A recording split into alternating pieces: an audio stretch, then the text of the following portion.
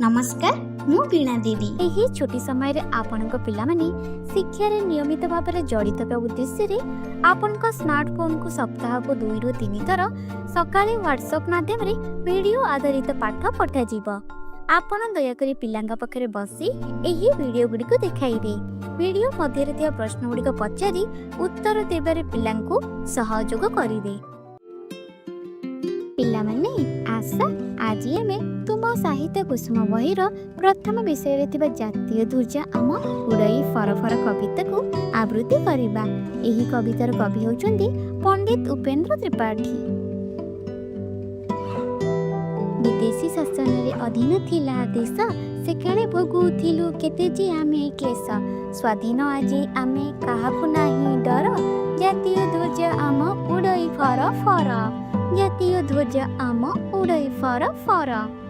एणिकी भल जहा करिबो सेही काम जातिर इतिहासे रहिबो आम नाम।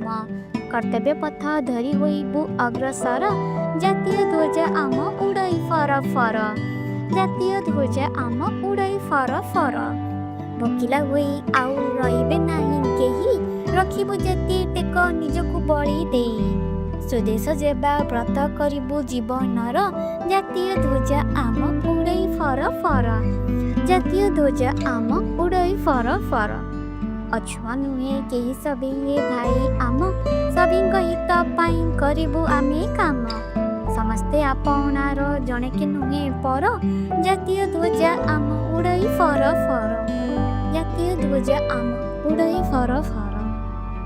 पिला माने तुमे माने भी एही परी घर परिवारनक आगरे कविता को आवृत्ति करी सुनाइब। किए अभिभावक पिलाटी कार्य करुथिबा समय रे आपण पिलार फोटो उठे किंबा वीडियो करी किंबा रेकॉर्डिंग करी स्कूल ग्रुप रे पठाइबा को भूलिबे नहीं।